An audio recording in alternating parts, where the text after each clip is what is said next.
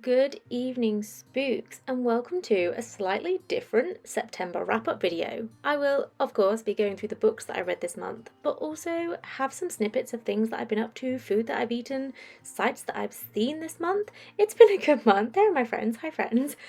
In September, I tried another new thing where I did a scrapbook page for every book I read and wrote some notes on it and kind of scrapbooked the vibe of the book. You'll see those clips coming up soon. I am by no means a scrapbooker, okay? I am a beginner, so go easy on me, please. I went to so many cool places in September. Recapping this is making me realize I see a lot of cool things and I eat a lot of cool things. Like, look at this cow. I saw this cow. This is how close I was to this cow. But anyway, you're not here for that. Let's talk about the stats for September. So in the month of September, I read 7 books, which is average-ish for me. I read 1,747 physical pages, and I listened to 16 hours and 48 minutes of audiobook. My average rating was 3.29. I had one 1-star and one 5-star, so we were wild out there with our ratings, okay? There was just no consistency whatsoever. And as you probably would expect, my most popular genre was, of course, horror. Halloween is forever, not just for October, okay? Thank you. It was this month also Aurelium Autumn Equinox, ran by G at Book Roast. I will tag her down below as always, and I completed the challenge on the 30th of September. So it was very close. If you want to know more about the prompts that I got and the books that I chose, then you can watch my TBR video for September, and that goes into a lot more detail. But otherwise, let's get cracking on the books that I did manage to read in September. How much darker can the darkness get? What if there is no light that's left in the whole world? In the whole world. It is the 6th of September, and I just finished reading this morning Smothermoss by Elisa Ellering, and I rated this 4 stars. This is a novella, but for some reason it took me so long to get through. I think I was feeling a little bit slumpy and therefore struggled with it, which is nonsense because it is very short and also very enjoyable. It is a horror based in the Appalachian Mountains, which is one of my favourite things to read a horror about. The Appalachian folklore is just next to none. It's so interesting. I read the short story collection Never Whistle at Night, and I read that because I was just in love with the whole folklore, the whole if something whistles to you or speaks to you or says your name in the mountains, you don't respond. That gives me goosebumps. I would love to read more Appalachian horrors, so if you know of any, please let me know. But this one was very, very good. It is so close to being a 5-star, and I was very, very torn. I had to sit on it for a while before I rated it because it's an open ending, so some things aren't really explained, and sometimes that will annoy me. There are some answers that I would like to have. It was a very unsettling fever dream of a novel, so you weren't really sure at any point whether something was real or whether it was a dream, and I do like that. So this is why I'm very torn, okay? I still don't feel like I've made my mind up completely because half of me is like, I need answers. Did this happen or did these girls imagine this? I'm not giving any spoilers, by the way. And the other half of me is like, how exciting that we don't know. I can make up my own mind. I don't believe it's a spoiler to tell you that the main character in this is a 17-year-old girl, and she has an invisible rope tied around her neck at all times. Nobody can see this, and her little sister tries to cut it off for her, but it does not break. And that's all I'm gonna say because I don't want it to be spoiler filled, but I needed to know what that meant. I couldn't tell if it was supposed to be metaphorical or whether she genuinely has this invisible rope tied around her neck, but there are no answers on this. She just ends the book still with this rope around her neck, and I know it's an open ending and it's a little bit speculative, and that's kind of cool, but also I just really want to know. I do think it's very impactful in horrors when there is an open ending or things aren't answered because it adds to the unsettled feeling of the whole story, but part of me is just desperate to know what happened. So it just had to be a 4 stars because I loved every second of it, but there was just something I needed, you know, just something. I'm not asking for much, but the cover is so beautiful. I read this for my magical readathon prompt of, I did a tarot card generator, random generator, and I got a death, which, I mean, there's dead rabbits, there are genuinely tarot cards on the book cover. I doubled up and also read it for a prompt of my favourite author, but I had to, mix things up a little bit because I have never read a book by this author before, but all of my favourite authors, their first books, they seem to come from children's books, and I just wasn't really in the mood to read a children's story. So as G at Book Roast said, we can kind of, stretch the prompt, if you will, and so I did just that, and I read a book from an author that I think I'm going to love. And I was not wrong. This only came out, I believe, in July of this year, so I think we might have a beautiful relationship ahead of us. I can't wait for them to write something else that I can pick up and devour. How much more can I come apart till there's nothing left but all my missing parts, only the aching inside my soul. Orbiting around the pain, or tethered to the ground. It may well be the 26th of September, but I'm looking at Goodreads, let me tell you about a book that I finished reading on the 14th of September. What have I been doing for 12 days? Not recording this wrap-up, that's for sure. I mentioned this in my August wrap-up, but I had such good intentions of filming a wrap-up after I finish each book throughout the month to save the struggle of filming a wrap-up and a TBR video in one weekend, basically. And again, I have failed, but we're working on it. I managed to do Smothermoss, didn't I? But I haven't done this book that I have just finished and the next 2 books that I have just finished. So here we are. Let's just talk about them now, okay? On the 26th of September, 4 days before I will film the actual wrap-up video. The book that I finished reading on the 14th of September was Juniper Thorn by Ava Reid, and I rated it 5 stars. Bearing in mind, this is the second book I've read from this author. The first one was A Study in Drowning, and I think I rated it 3 stars. It really wasn't my cup of tea, if you will. But this one, yeah, I fuck with this. That's it. I should probably give you a little bit more, right? So you will have seen from the previous clip that I have started in September scrapbooking/journaling the books that I read. And this is something that I do in my private time quite a lot. I love scrapbooking. I am kind of working on a graphic novel. It's never going to be seen by anybody, which kind of makes it more fun. So this is the first scrapbooking type thing that I am actually showing someone. And so don't expect it to ever be any type of good. It is just what I fancy sticking on a page at that exact moment in time, and I'm just having so much fun doing it, okay? I'm going back to my little child roots of cutting out the Argos catalogue and sticking it on a page and pretending that I live there, okay?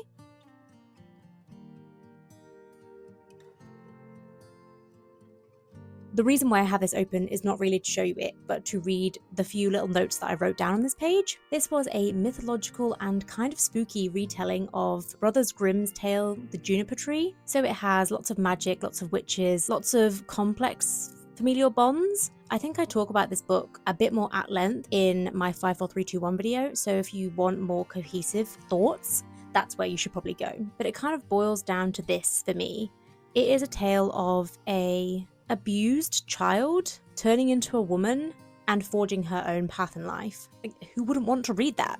Let me tell you some of my favourite quotes, because there were several. I obviously won't read them all to you, but I'll read my favourites. Now, okay, this quote is something that the father of Marlinchan, which I'm hoping I'm pronouncing her name correctly, would say to her as she was a child growing up. And whilst it's probably rooted in control and it isn't very nice, the notion of it is very sweet. And if you take it at face value and don't actually know the relationship between the two of them, it's a very sweet wish to have upon your daughter. Let me read it to you and you can make your own mind up. Let her eat black plums and never taste the poison. Let her bathe naked in a stream without ever drawing a hunter's wanton eye. Let all the bears she meets be friendly and pliant, and never men in disguise. Let her never fall prey to the banality of the world. Let her never fall in love. Okay, scratch the last bit, maybe, but let all the bears she meets be friendly and pliant, and never men in disguise. Are you fucking kidding me? It's like the OG Man vs. Bear. Loved every second. This is the image that Marlinchin has of herself, and I know that she is kind of being harsh to herself, but I'm taking it as a compliment for her, and I love it so much. So this is what she says about herself. What did this city care for a plain-faced witch with too long hair and only carnage behind her eyes? Carnage behind her eyes? Does that not make you want to read this book? If you haven't already, fully appreciate I'm late to the party. So this next quote will just tell you a little bit of the life that Marlinchin has had up until this point. She is very badly mistreated, and this just really got to me. My eldest sister was right. I would smile blithely if someone tried to saw off my leg, but no one had ever told me that I was allowed to scream. She didn't know that she could fight. She didn't know she could say no. She didn't know that she could scream. It's absolute madness. So later in the book, when Marlinchin is speaking to the reader of what she suffered as a child, she says, "There was another part of me that wanted to scream his name through empty hallways so I could hear the way it echoed. I wanted to whisper it into the ear of every person I ever met. I wanted to burn it onto me like a brand. I wanted, most of all, for someone to steal the wretched, awful burden of it away from me, and to explain precisely how wretched and awful it was. I wanted someone to write it down like a story in Papa's codex so I could know what lesson there was to be learned." Fuck. She got me with that one, she really did. And much later in the book, when Marlinchin is speaking to her sister, she is angry because she suffered so much abuse from her father, and their sisters seemed like they were mostly spared, not entirely, but for the most part. And so she says to her sister, "You didn't mind that he ruined me as long as you were unspoiled and safe. If you ever loved me, it was only because I was a soft thing you threw down into the bottom of a pit to break your fall." Honestly, the way Ava Reid writes cuts me to my core. Juniper and Thorn, a heartbreaking, uplifting, it's an oxymoron if I ever saw one, an incredible retelling filled with magic, witches, feminism, and pain. 5 stars.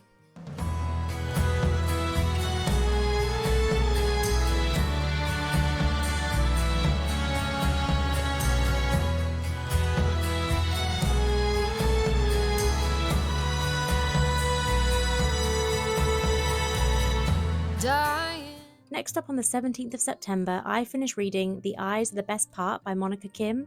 I have the Evernight exclusive edition. I'm so deeply obsessed with it that I actually didn't read it.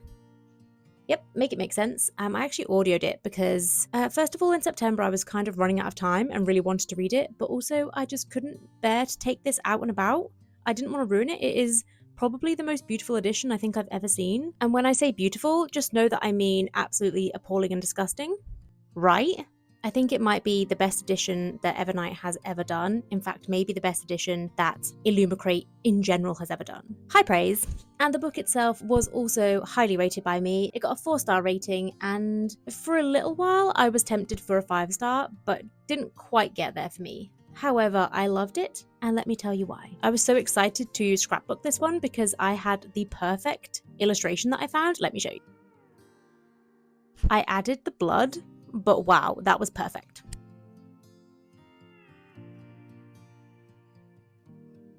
So because I audioed this, I don't have any quotes that I'm going to read out, but I will just tell you that this was gross. I have a thing about eyes anyway. I love gore in my horror, but anything to do with eyes, and I just can't think about it too long. It makes me feel ill. And I was listening to the end of this book with headphones in, walking around the city, and my face was like the whole time. So cute. It is so descriptive, and I just love when horrors do that. They make it disgusting. I want to be horrified. That's why I'm reading you. So aside from the fact that it was gross and disgustingly descriptive, it also had very impactful commentary on sexism, on racism, on fetishism, especially fetishizing Asian women. It was so succinct in the commentary. It's a really enlightening read as a white person, and also just really gross. It was a 4-star read for me, almost made it to 5-star, but didn't quite make the mark, and I'm really glad I read it, and I'm so glad I found that little eyeball illustration because it really made my day. Buildings painted pink by the setting sunlight. All these deserted things strike a chord in me every time. It's just the wind howling in the cemetery that haunts my mind. Next up, finishing on the 24th of September, considering I started it on the 4th of September, a book that took me 20 days to read, which for me is a very long time. Considering it is 600 pages long, that's quite a long time for me. But it is an achievement in itself that I read The Secret History by Donna Tartt. I have the 30th edition. It does what it says in the tin. Do you know what I mean? It looks like what it is about. It feels like Dark Academia. I did a whole Dark Academia video on this and it came out a few days ago. So if you want full thoughts, that's where you should be going. But I will just tell you whilst we're here, because we're wrapping up, that I rated this 4 stars. And I am so shocked because I have had a little bit of a dip into Dark Academia in the past and just never found anything that hit. And when I say anything, I think I've read 2 Dark Academia books. One being Babel, hated it so much, and the other being Atlas 6, which was okay, but then the sequel was so terrible that I DNF'd it. So yeah, I thought, oh, maybe I'm just not a Dark Academia girly, maybe I just can't do this. But what always confused me was that I love literary fiction. I love descriptions. I love having to Google a word halfway through a book because I don't know what it means. I love learning. So I was confused as to why I wasn't a Dark Academia girly. I love the vibe of a gloomy, grey, autumnal university. Why didn't I like it? Apparently what I needed was Donna Tartt. If you have, I will do my spiel at the end anyway, but if you know of any of the Dark Academia books that you think I might enjoy based on my reading history, please let me know, because I'm very intrigued to try, and I will give another serious Dark Academia go probably next September. But for the meantime, all my in-depth thoughts are in my previous video, but for now just know this was a 4-star read for me and I very much enjoyed it. It was a journey, and not all of it was fun. Not a lot was fun actually, and it did make me want to go back to studying languages. So I got back to learning German. I was so serious about it in 2023. I go into this in more detail in my video, but I studied German at A level and loved it so much I wanted to be a translator, but you know, life happens. And then in 2023 I was so serious about Duolingo. Like, I would do that every single day. My streak was over 100, and then one day I forgot and all of my streak freeze things had run out and it went back to day 1, and so I deleted the app because I am a petulant child. Did you expect anything else? So I have now gone back to it and I'm maybe on day 7, but you know, it's a long way to 100. But it made me want to go back to languages, and it also made me want to pick up writing my book again. There's some mentions of Greek mythology, and the book that I'm currently writing, I will say more about it in a future video, is rooted in Greek mythology, so it made me pick up that book again. So thank you, Donna. I needed that inspiration. As lonely as these streets still linger, tell me why.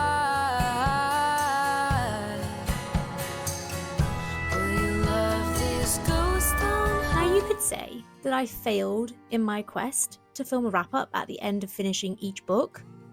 You could say that and you would technically be correct, but I, an optimist, am choosing to say that I tried. And whilst I did most of my wrap-ups on the 26th of September and today, the 30th of September, I'm doing better than I did in August, so the only way is up.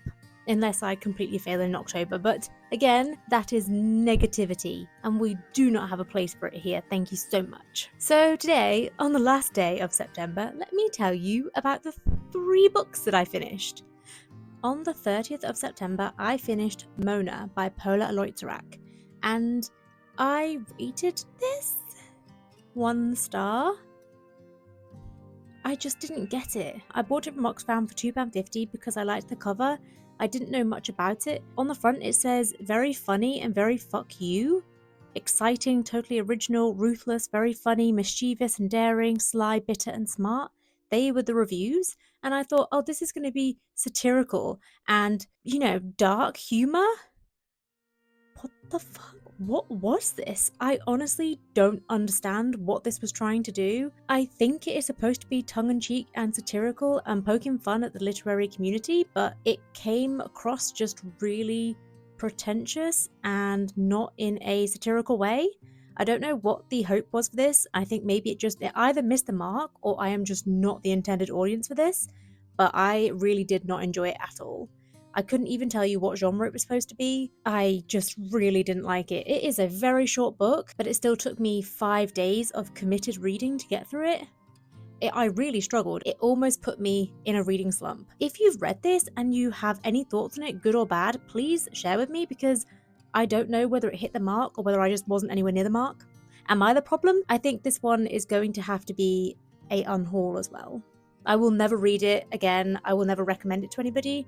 So at the end of the year, this will be going to a charity shop. I'm so sorry. It came from a charity shop, and now I'm thinking, is this why?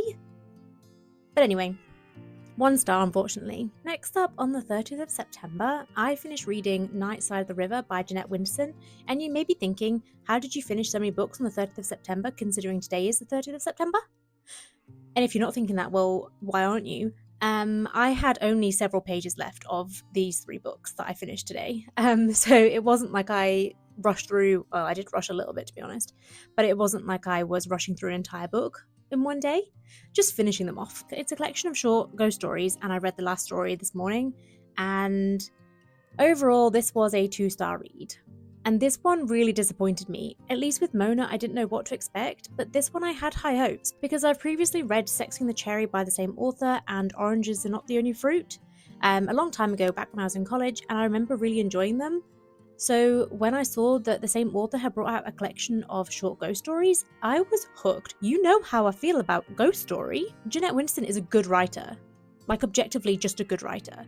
But I don't know what the intention was with these stories. I guess because they were ghost stories, I wasn't expecting horror. I was expecting maybe more like a classic atmospheric sort of ghosty horror story. I just really didn't get that with any of these. There was one story in it called The No Ghost Ghost Story, about a man who loses the love of his life to death, and that was the only story that got a reaction out of me, and that's just because it was unbelievably sad.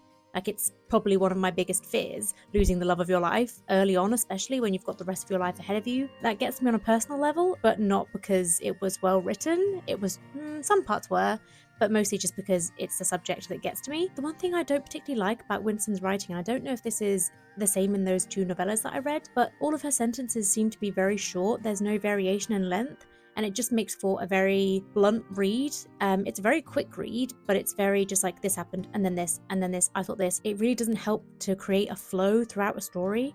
So it just wasn't very enjoyable to read. I was rushing through just to finish it. If I wasn't reading it and Mona as part of my Aurelium challenge, I probably would have DNF'd them both. But I had already DNF'd 2 books this month. I could not have 4 DNFs under my belt this month. I just couldn't. But unfortunately, this one will also probably be unhauled at the end of the year.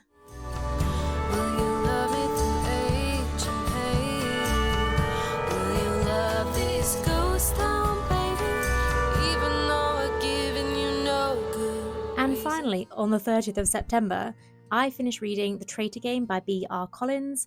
I audioed this one, although I have the copy. I want to read and own every book that Bridget Collins has ever written, because I think she's probably one of my favourite writers. And this, whilst it was a YA fantasy, but aimed more at, I would say, young adult. I wouldn't even say adult, actually. I think it is a YA fantasy, but I think it's probably more aimed at older children. But it was really good. I think it's very hard to rate when you're not the intended audience. So I rated this 3 stars, but I think it probably falls at like a 3.5, 4. If I was a child, I would have loved this. I just think there were some parts where I was like, oh, that's so immature. And then I had to have a word with myself like, Jess, this is for children or very young adults. So naturally, that's probably going to come across as a little bit immature. Collins is such an imaginative writer. I think I've said this in my 5, 4, 3, 2, 1 video. Her ideas are just so unfathomable to me. I don't know how she comes up with these things. In every story, there is a fantastical element that is just beyond this world and beyond my imagination. She is so clever, and that feels like such a condescending thing to say, but I'm reading parts of this and I'm getting to a fantasy element and I'm thinking, this is so clever. How did you come up with this? So I do talk about this more in my 5, 4, 3, 2, 1 video. So if you'd like to know more about the plot, then either give it a Google, or go and watch that video. I don't wish to repeat myself because time and life are short. But this was very good. It's a high 3, and I highly recommend if you're delving into fantasy. That's kind of what it made me want to do. It made me want to pick up another fantasy book, but maybe one that's more tailored to actual YA or to adults. And I am very excited to pick up Colin's next book. I've read her most recent two, and I'm now going back to the start and would like to read all of her old ones under the pen name B.R. Collins rather than Bridget Collins. In the interest of being honest, I did not physically finished 3 books on this day. This was an audiobook and I had maybe 20 minutes left of the audiobook. Do you see what I mean? I didn't actually complete 3 books today. I just finished off 3 books today. This was not a slog, unlike the other 2. This is my laptop, by the way. We're not quite in the newsroom, but I can still do some recapping for you here in the office, okay? So I just wanted to tell you the prompts that I completed for Magical Readathon this month. So for the prompt Art of Decipher, which meant I had to find a book's title and author that included all the letters of my first name, Jessica was impossible, by the way. So I went for Jess, and that's why I read Night Side of the River by Jeanette Winterson. So I completed my inscription level. For the subject, Psionics and Divination, I had to read 3 books. The first prompt was Rewind Time, and I had to read my favourite author's debut. That's why I read the Traitor Game. I didn't think I was actually going to complete this month. I was going to double up the prompts, but I didn't have to.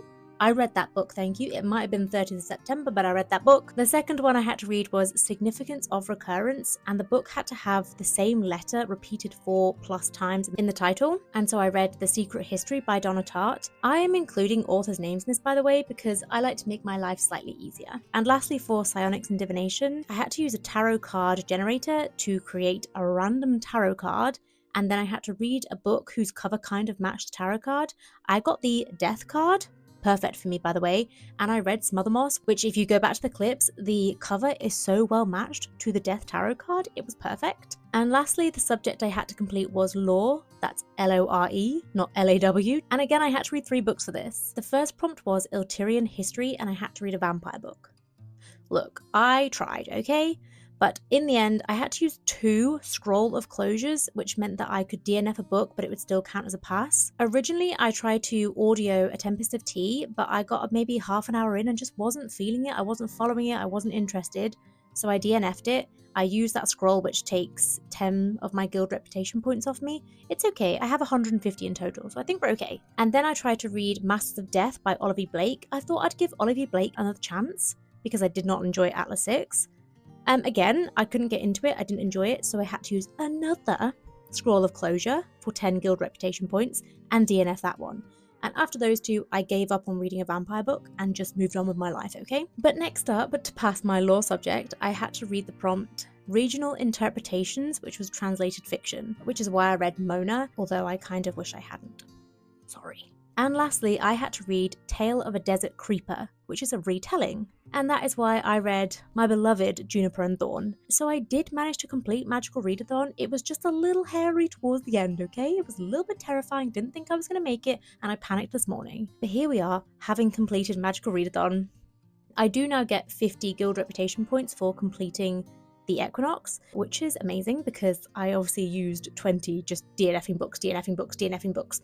This was actually a genuinely difficult challenge this month. I usually don't struggle too much, but wow, that was cutting it close. As always, if you have any recommendations for dark academia books, as I really enjoyed The Secret History, ghost stories that are genuinely terrifying, or if you have any thoughts about Mona in general, please let me know, drop them in the comments down below, but otherwise I'll catch you in a video next Thursday. Okay, bye! Let me show you a place where you gon' wanna move your feet until they start to